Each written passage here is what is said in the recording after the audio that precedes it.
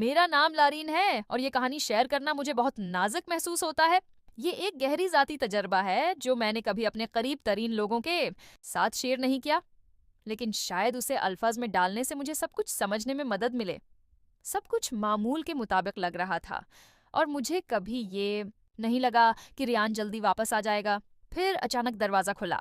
میں مڑ کر حیرانی سے دیکھتی ہوں اور ریان کو کھڑا دیکھتی ہوں جس کے چہرے پر حیرانی تھی۔ لارین، میں نے اپنی چابیاں بھول لی ہیں، اس نے جلدی سے کہا، لیکن اس کا چہرہ اس کے الفاظ سے زیادہ کچھ کہہ رہا تھا۔ لمحہ بھر کے لیے وقت جیسے رک گیا۔ میری گالوں پر شرمندگی سے لالی آ گئی اور میں خود کو چھپانے کی کوشش کرنے لگی۔ دل میں چاہ رہی تھی کہ کہیں غائب ہو جاؤں۔ ریان، تمہیں دستک دینی چاہیے تھی، میں نے لرزتے ہوئے کہا۔ اس نے نروس ہو کر قدم پیچھے ہٹائے اور معذرت کی۔ مجھے افسوس ہے، اس نے آہستہ سے کہا اور کمرے سے باہر نکل گیا۔ اس دن کے باقی حصے میں عجیب خاموشی چھا گئی۔ ریان میری آنکھوں میں دیکھنے سے بچ رہا تھا اور میں اس فضا میں کشیدگی محسوس کر سکتی تھی جو پہلے کبھی نہیں تھی۔ شام کو جب ہم لیونگ روم میں بیٹھے تھے، میں نے جو کچھ ہوا تھا اس کے بارے میں بات کرنے کا فیصلہ کیا۔ ریان، میں نے احتیاط سے کہا، جو آج ہوا چلو اسے بھول جاؤ، ٹھیک ہے؟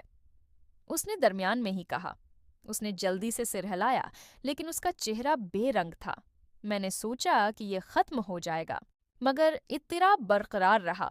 اگلے چند دنوں میں ریان نے مجھے زیادہ وقت دینے کے لیے بہانے تلاش کیے اور اس کی چھوٹی چھوٹی حرکات اور آنکھوں کی جھلکیاں عجیب محسوس ہونے لگے، لیکن ہمارے درمیان ایک ناقابل انکار تعلق تھا۔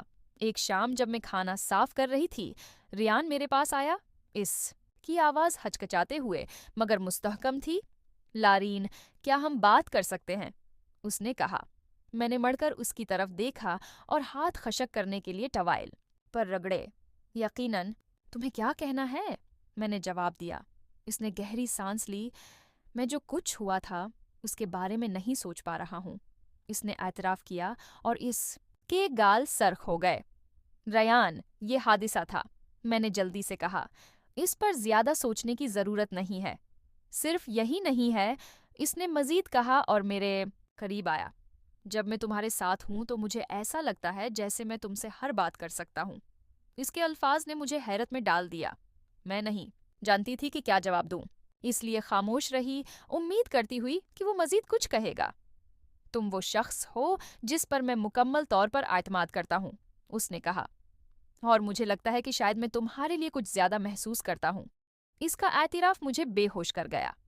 ریان میرا بھتیجا تھا اور اس سے زیادہ کسی بھی قسم کی محبت کا سوچنا ناممکن تھا، لیکن جیسے وہ وہاں کھڑا تھا، نرمی اور ایمانداری کے ساتھ، میں ان جذبات کو نظر انداز نہیں کر سکتی تھی۔ یہ ٹھیک نہیں تھا، پھر بھی میں اسے نظر انداز نہیں کر سکتی تھی۔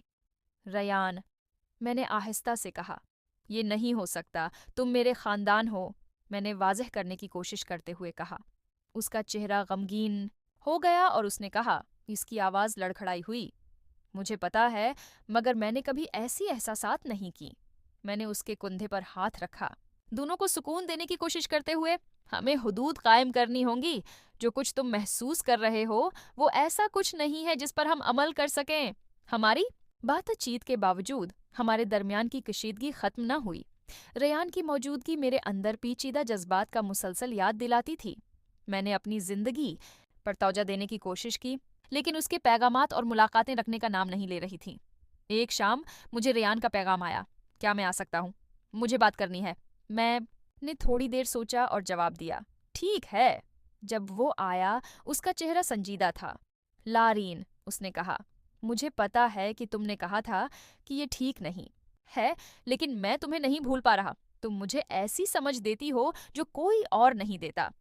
میں نے اس کی طرف سختی سے دیکھا اور کہا، ریان، یہ ہم کیا چاہتے ہیں اس بارے میں نہیں ہے، یہ اس بات کے بارے میں ہے کہ کیا صحیح ہے۔